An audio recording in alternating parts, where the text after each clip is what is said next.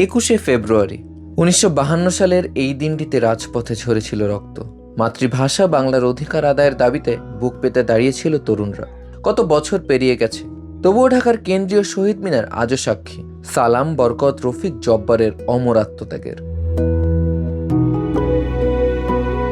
কিন্তু প্রশ্ন থেকে যায়, আমরা কি সত্যি পূর্ণ শ্রদ্ধা দেখাই নাকি শুধু ছবিই তুলি? আমার পরের প্রজন্মকে দেখি যে আরে একটা দিন হবে, পার্টি করবো, একটু ছবি তুলে ইনস্টাগ্রামে পোস্ট দিব, কিন্তু এই দিনটার মর্যাদাটা আসলে ঠিক করে শেখানোও হচ্ছে না, আমরা শিখছিও না। আমরা কি সত্যি অনুভব করি সেই গুলির শব্দ, সেই আতঙ্ক, সেই কান্না?